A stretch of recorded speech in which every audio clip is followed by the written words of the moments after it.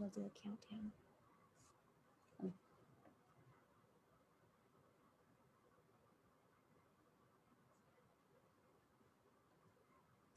Hello, everyone, and welcome. We're so happy that you could join us for week 1 of School Support Sensory Fitness Live. I'm Hannah, and this is Val. Hello. We're from Mount Mary University, and we're OT interns here at HIR Wellness Institute. You may not know what occupational therapy is and how sensory fitness can go hand in hand. While occupational therapists are mentors of hope, dignity, and function who help individuals reach their highest potential through methods of dynamic as the individual. Occupational therapists are enablers of independence and facilitators of passion to support long-term and meaningful goals of an individual. Thank you, Hannah. Mhm. So these episodes of Sensory Fitness Live will help address difficulties with homework, focusing, and sitting well while virtual learning. COVID has caused some major disruptions in everyone's life, including the children's and their parents. School is happening very differently, and virtual learning could be taking a toll on someone's body. We have to think and plan harder to have a flow, and sometimes I'm sure there are more opportunities for meltdowns or feeling out of sorts. Meltdowns and tantrums are not misbehaviors, okay, they are more of an outward expression of the child's inner distress. We have to look at what our children have lost with this pandemic, steering clear from setting the bar too high. On a more positive note, the pandemic has allowed for a time to get to know our children in a new light. We have to try to set them up to be the most functional in the routines. Therefore, sensory fitness will help manage when you're feeling out of sorts by helping us to regulate our brains so that we have the focus, alertness, and connection to be in a just ready to respond place. Thanks, Val. You're welcome. So, seeing that today is our first week, it is packed with information. First, we're going to be talking just about a short video. Next, we'll learn how to be a sensory detective and what that looks like. And then we'll do a fun technique called PACE to get us ready to learn. And finally, we'll learn some different seating options that can support children that are learning from this virtual platform. We invite you to get comfortable, grab a drink of your choice, some pillows and blankets, and settle in. And we're going to just first start by talking about a video. It is called Numb. It's a short film. It is demonstrating a video of a young girl. She's in school. She's doing all of her schoolwork through Zoom or a virtual online format. Um, Throughout the video, we see her become very frustrated and overwhelmed by everything that she has to tend to, all of her assignments, um, all of her emails from her teachers. Um, and you begin to notice that she is slumped over on her bed. She's just looking down at her laptop. Um, and you may be able to relate to this if you are doing school or work from this online format now. And so this video will be linked in the comments. We do invite you to watch it and message us your experience if you feel comfortable. Um, I know from watching it, my biggest takeaway, Val, it makes me so sad that this is what life has become. Right. Um, there's so many little distractions because we can't sit for that long of a time Yeah. period. So we feel distracted, we feel pulled away. Um, and of course, we have to get all this work done. Mm-hmm. And so there's really no escape Yeah. because we have that pressure to get our work done. And so then there's a lack of mobility, and you can't move around as much. So you Mm-hmm. just feel so overwhelmed. Yeah. That was my takeaway from it, but what was your takeaway from the numb video? I also felt similar to what you were thinking, watching that little girl kind of go through all these. It looks like it was just seasons of stuff. It's we're almost at a year of being in this pandemic where everything turned virtual to this virtual platform, where sometimes as educators they don't see that part of that where the kids are at home not realizing they're giving them all these assignments. It's due this day, it's due that time. It's overwhelming for a child. Imagine for us. Can you imagine what it is for them to feel that way? So I just felt um, so sad that a lot of our children are going through this and we don't realize sometimes all the pressure that they feel. Yeah, it's definitely easy to look past, Right. just, oh, you're fine, you're sitting comfortably in front of a computer. Right. But when we are sitting in the same spot for such a long period of time, it does become draining. And It so does. I like how you explained it in the sense of the seasons, you Mm-hmm. know so thank you. Thank And you. relatives, again, if you do feel comfortable, please send us a message. If you decide to watch the video, and um, just know that we're here for you and we Yes. support you. It's not an easy time. So with that being said, um, we wanted to teach you how to be a detective. So parents, you'll have to examine the different behaviors that your child may be expressing. When you look at your child, think about what your child's body is feeling. Is your child overwhelmed? Are they frustrated? Are they feeling good? Are they feeling balanced? Are they slouched over? Are they really sleepy? In organizing these different behaviors, we may want to think of them in terms of gears in an engine. And the engine is a symbol of our body, where the gears are going to be all of the sensations that we're feeling. Yes, thank you, Hannah. Mhm. So an engine that's running in a high gear may look like you're overwhelmed, like that one that she's pointing at right there. Frustrated, have tense posture. Your child may be cranky, fidgeting. You might be even looking angry, overly excited, or even fearful. Now, if their engine is running too low, like the slouch there. It may look like they're sad or discouraged. They may even have a slouchy posture, be sleepy, or have a lack of interest in activities.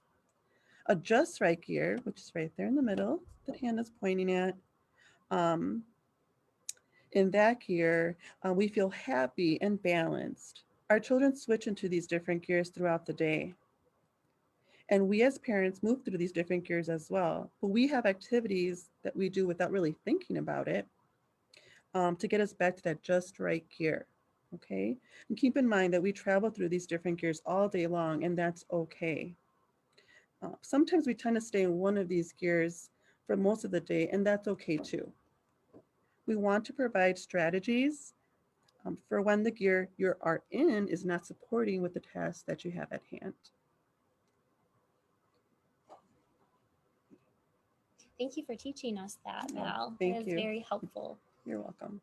So now we're just going to do a fun technique called pace to get us ready to learn about some of the different seating positions to support us at different tasks.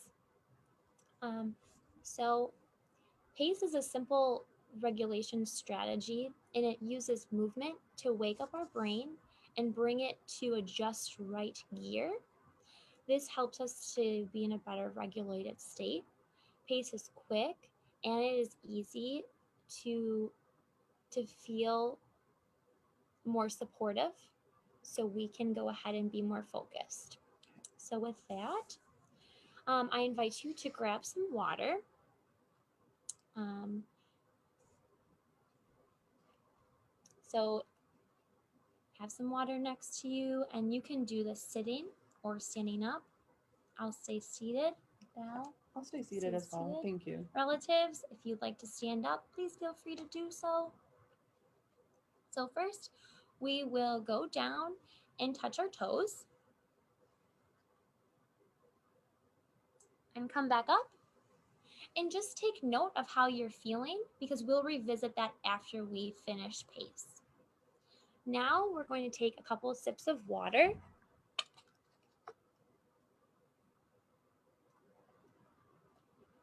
Drinking water increases the electricity in our body.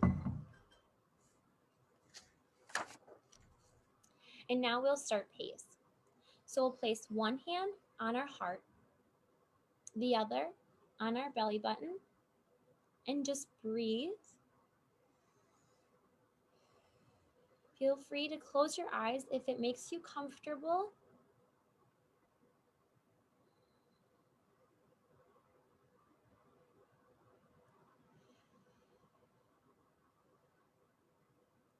Good. Now we're going to take our right hand to our left knee and our left hand to our right knee, and we're just going to alternate.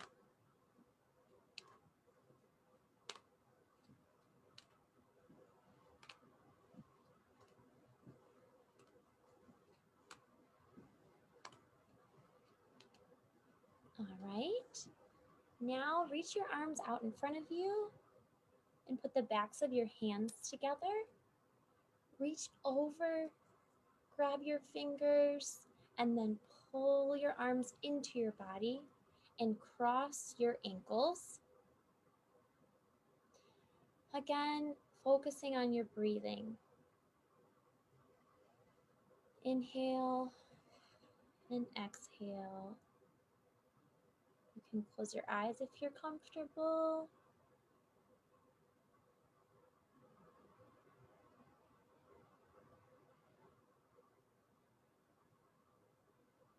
And then come out of that slowly. Uncross your legs. And now just bring each of your fingertips together.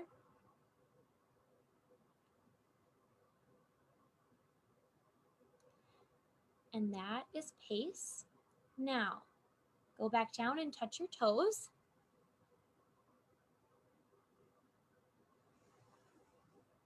How did that feel, relatives? Did you notice a difference from the first time you touched your toes? Leave us a comment down below. We'll be happy to check that out. Gal, did you notice anything different when you did it the first time and now? Yeah, I just feel more grounded, more relaxed. I felt a little bit tense before, but now I don't feel as tense anymore. Yeah, I agree. The calming and relaxing. Yeah, Yes, definitely. thank you. Good. Thank you. In just a short time, we actually cause the brain to be in a better regulated state. And this Mhm. means more opportunities for learning and directing our attention. Thank you so much, Hannah, for talking about that and showing us what PACE is all about. Yeah. Now let's talk about some of those different seating options that can be helpful in maintaining your engine to make sure that we're ready for homework, for schoolwork, all of that, and for school itself. Posture, change of body positions are important for children to enable them to concentrate and develop a good habits. Okay, so there are some flexible options that are available for the house, for home. For example, like the floor, a sofa or lounge chair, dining chair, even standing, um, chairs on wheels, couch cushions, pillows, beanbag chairs, a gym ball or exercise ball, a yoga mat, even a staircase, and even a real corner where the walls meet like at the corner. I'm going to be going over a couple of seating options and modeling it with you with Hannah here so that you can kind of see as a visual for yourself what it may look like for a child in these different seating positions, okay? So I'm just going to move the camera in case you see us moving around so that you can better see like how she's positioned and whatnot, okay? So the first one, Hannah, I will have you sitting here. Actually, it's going to be in this chair. So this is a rolly chair. So if you could just sit right. And let me just move this. You can see, maybe look on the side if you want to turn. Okay, so children should be sitting in an upright posture with their hips, knees, and feet at a 90-degree angle, with feet resting comfortably on the floor. And as you can see, Hannah's legs are dangling, so we need to fix that, okay? And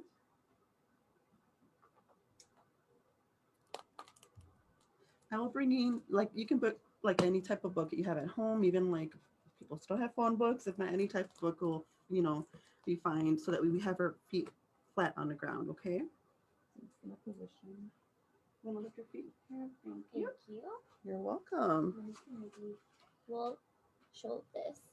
Bring the camera down a little bit so we can see. Yep. So as you can see, we have Hannah's legs there on the binder where they're flat on the ground. Okay, perfect. The desk and chair height should allow the child to rest their arm and trunk comfortably as well. So then I'll have you, if you can see there, perfect. All right, so Hannah, then I'm going to have you come closer to the table to see that way everybody can see, because you have to make sure that, also that her hands and everything are on right here, resting comfortably on the table. Okay, well, it is important to follow the rules of ergonomics to support sitting posture. We also need to change positions throughout the day, and for some children, flexible seating options are more beneficial to improve attention and learning. So now we're going to have Hannah lay on the floor. That's another option too, for your child, is to lay on the floor once they start getting, fidgety. We can have them do that. So I'm going to have Hannah, and I'm going to move the computer again.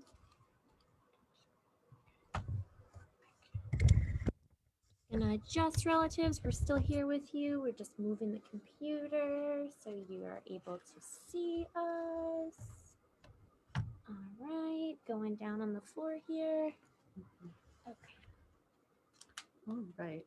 So another option for your child to get that sensory input they need in order to regulate and organize is by having them lay on their bellies or on their sides with the pillow or couch cushion under their tummy or under their elbows. This will help provide that deep pressure when they are on their elbows and bellies.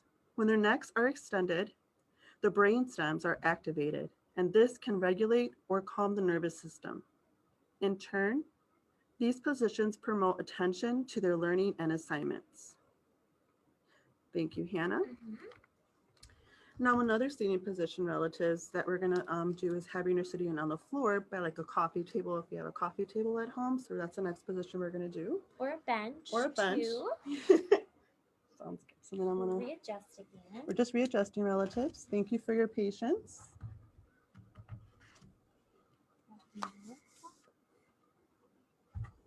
Okay. So while you can have your child sit on the floor in a crisscross position, I'll have to see if you can see where Hannah's legs are crisscrossed. Okay. Perfect. This is how, or you can have them sit against a wall. So Hannah right now, her back is unsupported, but it doesn't mean that your child has to be. So your child could actually be up against a couch or a wall and be seated in the position that Hannah's seated with her computer there in front of her at her eyesight level. Perfect. Thank you, Hannah. Yes, thank you. And our last but not least example that we have for you guys, for the relatives today, is setting up the laptop or computer on you could be standing. So you see her standing. You could be placing however you have to place it, whether it's on books or in this case a stand here. Standing is a great option to have a good change in position for our body. If you do not have a tall enough space, you can always stack books to place their device on so they're not looking down.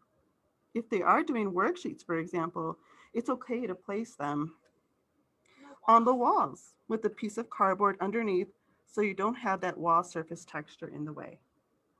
Perfect. Thank you so much, Hannah. Thank you, relatives. Let us just readjust here.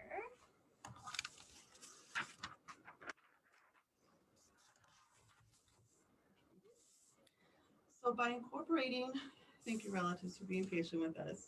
By incorporating one or a few of these strategies, we are setting a rhythm in our bodies to be in the just right ready gear to participate. This restoration of rhythm allows also a shift in our brain state, bringing us back to a place where we feel safe again and to carry out these activities that we want to do, need to do, or have to do.